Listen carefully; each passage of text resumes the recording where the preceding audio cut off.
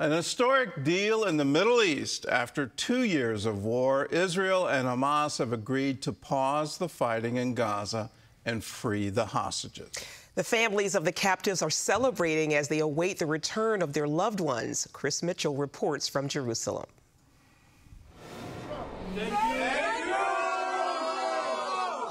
Thank you very much, everybody. You did it! Some of the hostage families celebrated with President Trump over the phone.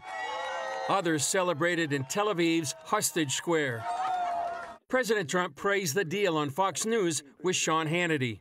So great for Israel, so great for Muslims, for the Arab countries, and so great for this country, for the United States of America, and that we could be involved in, making a deal like this happen, because it was, many years they talked about peace in the Middle East. This is more than Gaza. This is peace in the Middle East. He talked about what's coming. You'll see Gaza being rebuilt. We're forming a council that the Council of Peace, we think it's going to be called, and it's going to be very powerful. And it's going to really, I think to a large extent, it's going to have a lot to do with the whole Gaza situation. People are going to be taken care of. It's going to be a different world. I think really the Middle East came together. Prime Minister Benjamin Netanyahu released this statement. With the approval of the first phase of the plan, all our hostages will be brought home. This is a diplomatic success and a national and moral victory for the state of Israel. From the beginning, I made it clear we will not rest until all our hostages return and all our goals are achieved. Through steadfast resolve, powerful military action, and the great efforts of our great friend and ally, President Trump, we have reached this critical turning point. President Trump is expected to arrive in Israel on Sunday to celebrate the agreement. The hostages are expected to be released on Monday, an achievement Israelis and others worldwide have hoped for and prayed for more than 2 years. Well, this is certainly wonderful news. Chris Mitchell joins us now for more. So, Chris, what's the mood in Israel today? Well, as you can imagine, Gordon, right now, jubilation, a lot of relief, joy, also anticipation. Last night, some people were rejoicing in the rain there in Hostage Square in Tel Aviv. Very, very grateful to President Trump. I think that's a big part of what's going on today. Although some people are cautious, they want to make sure that the celebration doesn't completely begin until all the hostages, both living and dead, are on Israeli soil. Some are concerned about freeing nearly 2,000 Palestinian prisoners as part of this deal. Will, quote unquote, empower the next generation of terrorist leaders. That's why one coalition party is going to vote no on this. And they want to put the idea until Hamas is completely eradicated and Gaza is fully demilitarized. But I would say overall, Gordon, a lot of joy, a lot of anticipation after waiting 2 years to have these hostages fully be freed. You mentioned the release of 2,000 Palestinian prisoners in Israel and those individuals imprisoned for horrific acts. So what else did Israel agree to in return for the release of the hostages?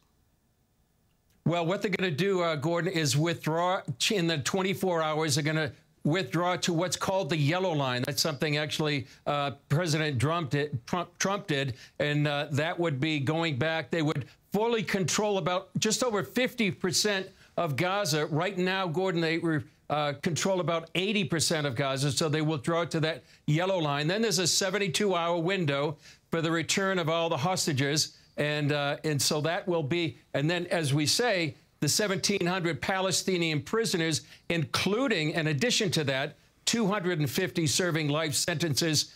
Presumably, they'll be deported to another unnamed country, but many people think that could be Turkey. And possibly, many of these hostages could actually arrive on Simchat Torah just a few days from now, and when they were kidnapped on Simchat Torah 2023, 2 years ago, almost to the day.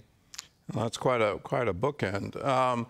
Let's sort of look at how does Israel win the peace at this point in time. It's been sort of a recurring thing going back to 1948 and then 1967, 1973, all the various peace deals since that peace can be negotiated. There usually is some kind of return of terrorists to the Palestinian Authority. Does this peace deal mean the end of Hamas? And I guess more importantly, does it mean an end to the ideology of let's wipe Israel off the map?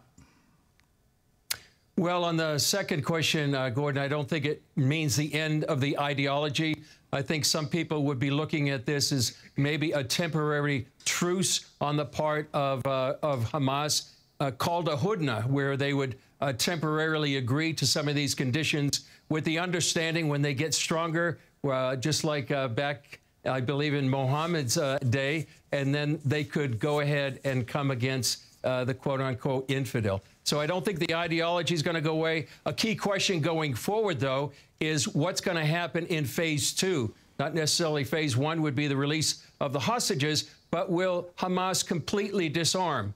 Will they be written out of any future Palestinian government? And some people saying anything short of that is going to go back to quote-unquote old ways. And who's going to enforce this disarmament? And some people think that might take months to implement, and perhaps this quote-unquote new oversight body, it's called the International Stabilizers Force, will they be able to go ahead and disarm and take over those areas that right now Hamas controls?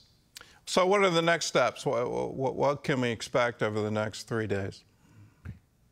Well, in the next few hours, we're going to have the Israeli cabinet is going to meet to approve the deal. Then the entire government will vote to approve the deal. Then we have a 72-hour window for the return of the hostages. And as we reported, Trump is expected to arrive here Saturday night. He'll be meeting with Prime Minister Netanyahu. Then presumably speaking at the Knesset. Then he'll return to the U.S. Right after that. And hopefully by Monday, the first phase would be completed.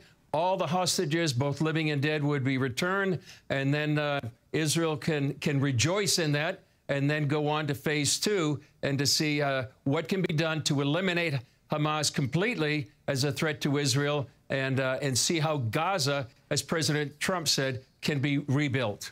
All right, Chris, thanks for the report. Thanks for joining with us.